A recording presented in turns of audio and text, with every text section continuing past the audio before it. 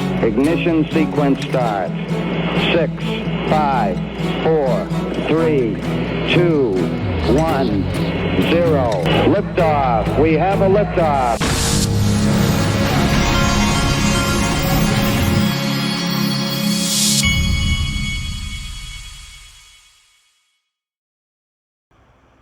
Hey everybody, this is the Digital Asset Investor, and this market seems like it's kind of warming up. XRP at $2.58. We're about to cross back up above $3 trillion in the total market. Look at this tweet by Eric Trump. He's got a jet taking off, so you can see there in the cockpit. Remember this that Ripple put out? Lock in, with Brad Garlinghouse at the controls. Now, Laura Shin, who has been bashing Ripple and XRP for years, I've told you many times that this was just a coordinated media effort, and she's a part of it. Ripple pitched Solana as a part of the National Reserve in order to make the inclusion of XRP in a reserve seem more legitimate, according to sources familiar. So, it's normally sources she can't disclose.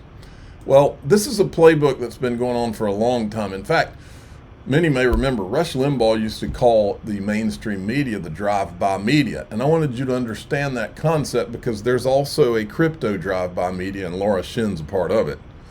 I said, why did Rush Limbaugh used to call the mainstream media the drive-by media? It says the term drive-by media to describe mainstream media as a way to critique their reporting style and perceived bias.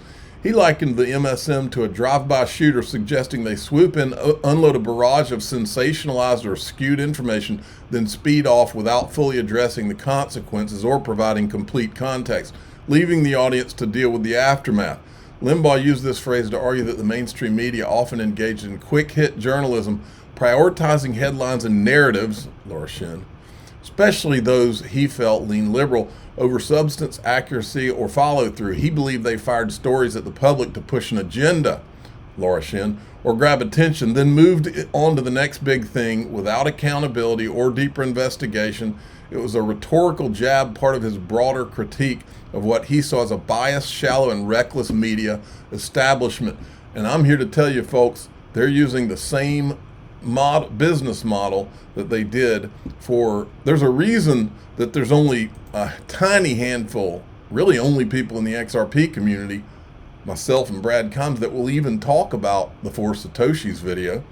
Check this out. This is Nancy Pelosi describing how it works from Riz XRP. And the rest of it. So they don't want them to see that contrast, so they focus on something else.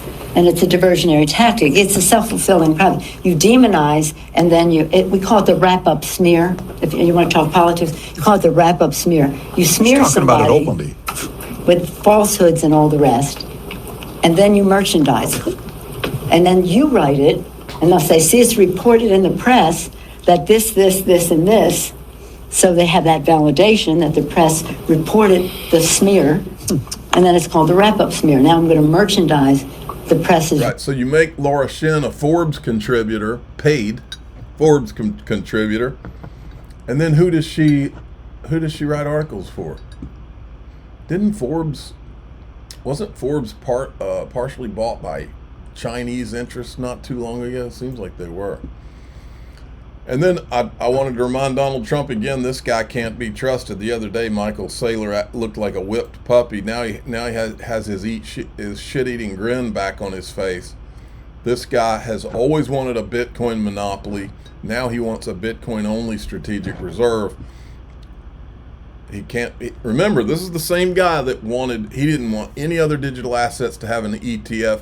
He didn't want any other digital assets to be classified as commodities, only company Bitcoin. On a commodity. And this guy is not a good guy in crypto. Company on a commodity, an asset without an issuer, something like a property, you could buy oil. Bitcoin is a commodity. I think that XRP is attached to a company, Ripple. I think that those are tokens, and we should have a regulatory framework to allow them to be issued because... Issued, but in the reserve? Should they be in the reserve? I think the emerging consensus in the industry by him and his friends, maybe, is that Bitcoin should be the element in a strategic reserve over the long term for the country. But if you... I would pay money to be in the room where there's, at the White House, where this clown actually starts talking all this mumbo jumbo and Brad Garlinghouse gets a chance to talk. Wanted to support various investments in a sovereign wealth fund, that would be up to the executive branch. Okay, so let's be clear. I'm hearing you say the reserve fund should really have the tested one, and that is Bitcoin, and not Solana or Cardano or Solana. And the important thing to keep in mind is Bitcoin is the one universally agreed upon foundational asset in the entire crypto economy because it's the asset without it. This is another thing that the political people do. He's using this straw man argument. Remember when they said about the vaccines, all scientists, this is what they, to try to get you to take it, all scientists agree that this is a good thing. This is the same, they did the same thing with climate change. All scientists agree that there's global warming. They did the same thing. And now he's doing the same thing. All people agree that Bitcoin is this special thing. Bull crap. All people don't agree. I don't agree. And I actually built this following through hard work. Nobody paid me to build this following. I built this following through hard work and telling the truth about what's really going on. Big difference than this Bitcoin media machine that backs him up on everything he says. And this is, I'll keep saying it. Wolf of Wall Street says Bitcoin strategic reserve, altcoins in the sovereign wealth fund, easy. And I said, if the Bitcoin maxis don't get a government mandate to give it a special status, they know the utility tokens will turn it into an altcoin. XRP being the main one. And folks, here's the elephant in the room that you think it's a coincidence that none of these people will talk about this? Raoul Pal used to be a Bitcoin guy. He used to be a major Bitcoin guy.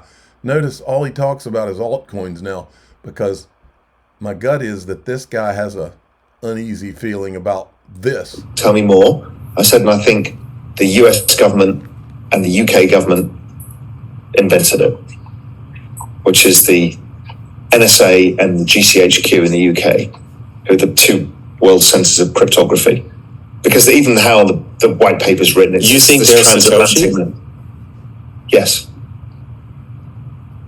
I always have. And I asked the Department of Defense, they said, yeah, we've considered that. Always have, but he still told people to buy Bitcoin and didn't tell this part till somewhat recently. So they seeded it was official, experiments. or it was just people from that went rogue?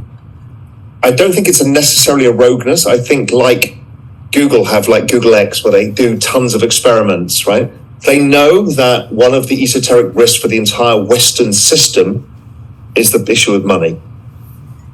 So there's probably groups of people who are given things to try. And if you can seed a new system, maybe they tried 100 of these and just one succeeded. We don't know. But it would make sense because that's what they do, this kind of stuff. So one of these took off. And so I think it's always been. I don't think it's a coincidence it came out of the financial crisis. I don't think it's a coincidence. Where have you heard that before? I've always said they wrote the libertarian sounding message and referred to the bailouts because they were worried that the public would lose faith in the U.S. markets when they did those bailouts, and they wanted to divert the public away from physical gold, which central banks have been accumulating for the last 10 years. This is easy to figure out. There's been all kinds of controversy about who's going to be at that White House crypto summit tomorrow. Brad Garlinghouse will be there. This list is from Bank XRP. Michael Saylor, David Bailey, CEO of Bitcoin Magazine, Matt Huang, co-founder of Paradigm, JP Richardson, CEO of Exodus, Kyle Samani of ETHgate fame, managing partner of Multicoin Capital, Zach Witkoff, co-founder of Trump-linked World Liberty Financial, Sergey Nazaroff, co-founder of Chainlink, Brian Armstrong, Bitcoin Maxi, CEO of Coinbase, Vlad Tenov, CEO of Robinhood, Arjun Sethi, CEO of Kraken, Chris Marzarlik, CEO of Crypto.com, and Brad Garlinghouse, CEO of Ripple. Check this out.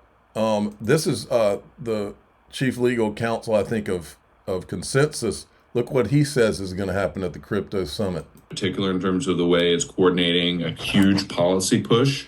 My understanding is that there may even be another executive order that will be coming out. I'm not sure when you're going to be putting this out. Hopefully I'm not running too early with my St. Patrick's themed shirt here.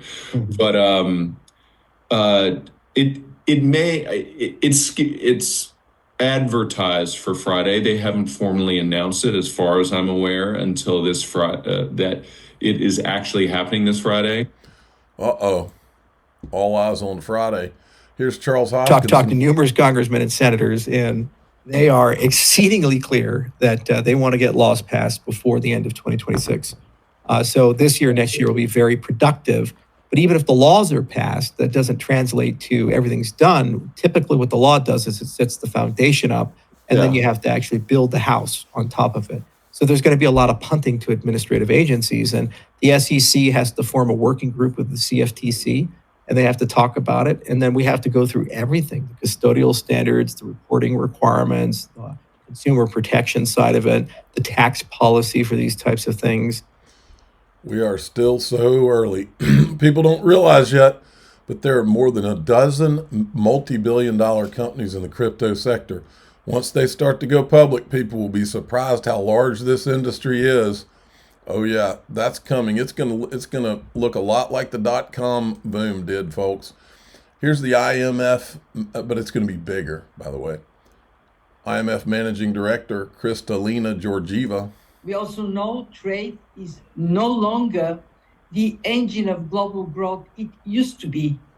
And we are in the midst of massive transformations, from rapid advances in AI to changing patterns of capital flow and trade. We are meeting against this background when governments worldwide are shifting their priorities. The new US administration is rapidly reshaping its policies on trade, taxation, public spending, deregulation, and digital assets. And other governments are also recalibrating their approaches and adjusting their policies. Okay. Don't forget this one, folks. This is the Commerce Secretary right here, Secretary of Commerce. If you look from the day before the election to today, you're going to see that the markets are up. The market's what, 0.25% you're worried about now? I'm actually on TV talking about 0.25%. You got to stop it. You got to stop it. Tariffs are going to drive America better. Remember, we pay taxes into the Internal Revenue Service. Wouldn't it be amazing to stop paying taxes to the Internal Revenue Service and have the External Revenue Service of Make America Great Again replace our taxes? That's the goal of Donald Trump, and I think he's going to hit there. He's going to do everything he can to make that happen. Lower our taxes. No tax on tips, no tax on overtime, no tax on seniors. Come on. This is an amazing country, and we are winners. Mr. Secretary, thank you for... That's what I'm talking about.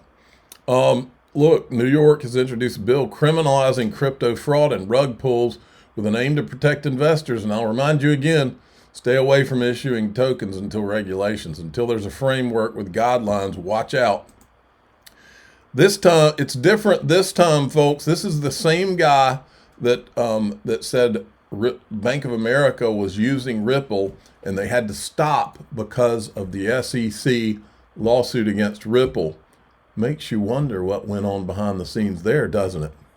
The strategic wealth reserve that's coming is going to be inclusive of Bitcoin. And then now we just got this big announcement on Saturday that also XRP, Solana, and ADA. And, and if you want me to mention a couple of things about those, I'd be happy to share that I think that there's probably going to be some big announcements coming up here on Friday, March 7th, as, the first White House crypto conference begins. And maybe there's announcements made about capital gains, favorability with these type of assets, but this is an early stage moment for blockchain, and it's different this time. It's different this time. Okay, about to go into daixrp.com. You can go to that website and you can join through the Patreon, or you can click below this YouTube video, click the join button, and we do extended videos and we do no advertising in those if that's your thing. We're going to talk in there today let's talk about $100 XRP potential, and we're going to talk about a lot of these chart guys are waking up and seeing something on the XRP chart. We're going to talk about that too. I'm the digital asset investor. I'm not an investment advisor. This is for entertainment purposes only. Please subscribe, hit the like button, tell your friends and family. Here we go.